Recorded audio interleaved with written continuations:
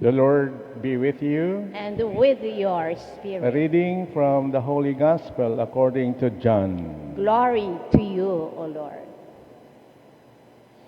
Jesus lifted up his eyes to heaven and said, Father, the hour has come. Glorify your Son, that the Son may glorify you, since you have given him power over all flesh, to give eternal life to all whom you have given him. I am praying for them. I am not praying for the world, but for those whom you have given me, for they are yours. I have given them your word, and the world has hated them, because they are not of the world. Even I am not of the world. I do not pray that you should take them out of the world, but that you should keep them from the evil one. They are not of the world, even as I am not of the world. Sanctify them in the truth. Your word is truth. And you did send me into the world, so I have sent them into the world. And for their sake, I consecrate myself, that they also may be consecrated in truth.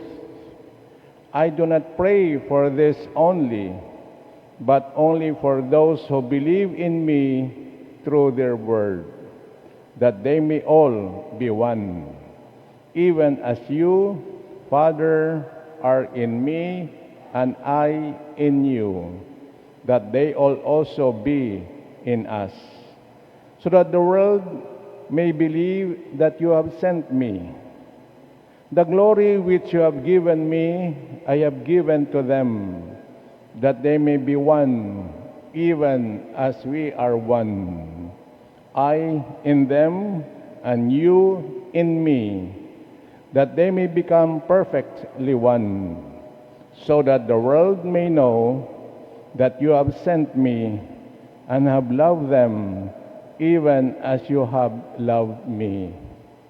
Father, I desire that they may also, whom you have given me, be with me where I am, to behold my glory, which you have given me in your love for me, before the foundation of the world. O righteous Father, the world has not known you, but I have known you, and these know that you have sent me. I made known to them your name, and I will make it known, that the love with which you have loved me may be in them, and I in them. My dear friends, the Gospel of the Lord. Praise to you, Lord Jesus Christ.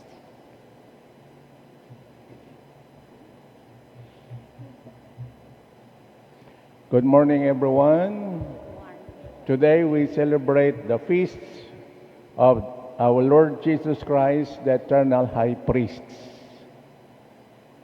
The Gospel that we have heard today is Jesus' priestly prayer. Ito yung panalangin ni Jesus bilang pari. So what are the characteristics of Jesus as a priest?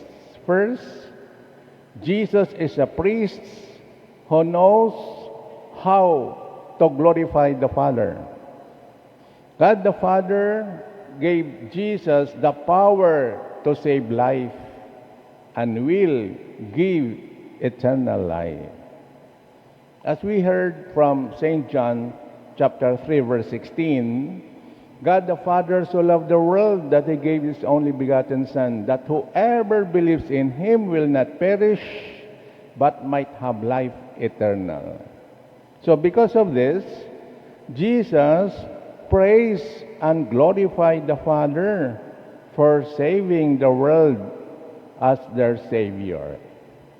So glorifying the Father is thanking the Father.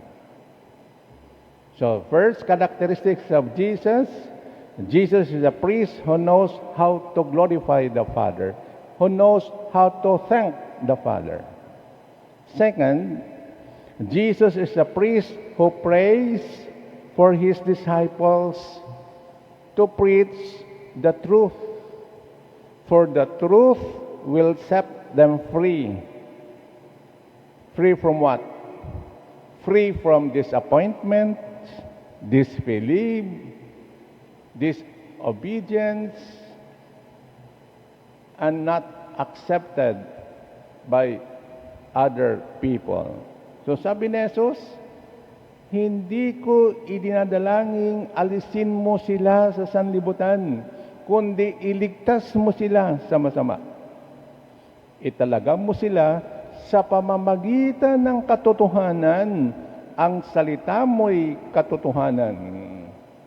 Kung paanong sinugo mo ako sa sanlibutan, gayon din naman sinusugo ko sila sa sanlibutan. So Jesus, as being sent by God the Father to preach the truth as the way, the truth, and the life, He also instructed His disciples to preach the truth in the world. Third, Jesus is a priest who prays for unity, not only for His disciples, but for all the believers. Jesus prays that all be one as He and the Father are one. Hindi lamang ang aking mga alagad na idinadalangin ko, kundi pati ang mga nananalig sa akin dahil sa kanilang pahayag na sila'y mag-isa nawa bilang isa kami ng Diyos Ama. So kung paanong ikaw ay nasa akin at ako'y nasa iyo, gayon din naman maging isa sila sa atin upang mawala ang sanlibutan at maniwala sila na ikaw ang nagsugo sa akin. Bawat papa, mayroon silang motto. Ganon din ang mga cardinals, archbishop, and bishop. And what is the motto of Pope Leo XIV? Ito ang motto niya eh. In ilio uno unum. In ilio uno unum. Anong ibig sabihin nun? In the one, we are one. Sa nag-iisa, tayo ay iisa. Kaya napaganda. Ang motto ni Pope Leo XIV, tugma sa panalangin ni Jesus bilang napakatas na pari, the prayer of unity. So ito po ang hamon sa atin, ang ating Panginoong Jesucristo, as we belong to the common priesthood of God by baptism. You know, there are two kinds of priesthood eh. First, ministerial priesthood.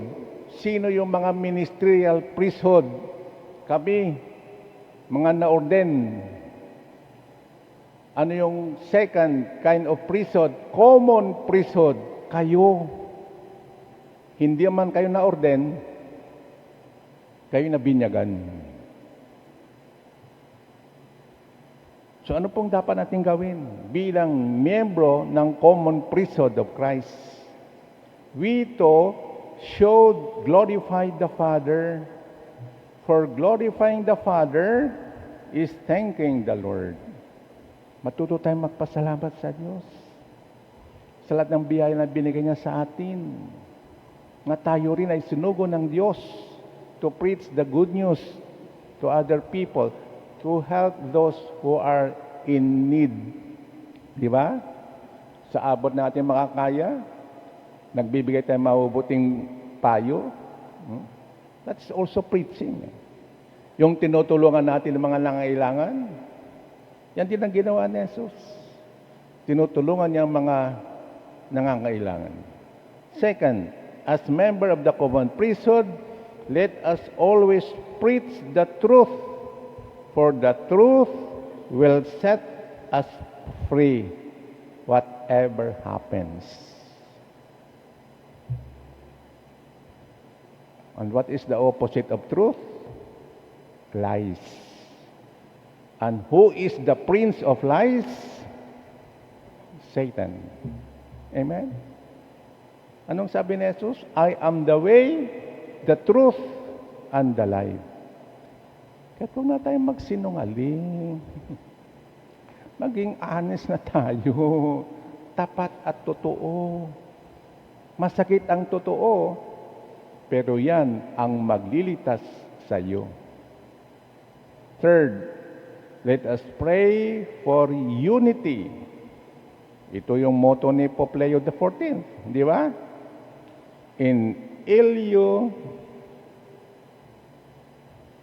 Uno Onum. In the one, we are one. Sa nag-iisa, tayo ay iisa. Kaya naman napakaganda yung marks of a Catholic Church. Ano yung una? One, Holy, Catholic, and Apostolic. Kaya wala nang titibag sa atin. Wala nang magugunaw sa atin kung tayo nag-iisa. United we stand, divided we fall. Pero hindi tayo nagugunaw eh. Hindi tayo nawawala dito sa daigdig. Mula noon hanggang ngayon, si Jesus ang ating dakilang pari, tayo ang miyembro ng kanyang simbahan.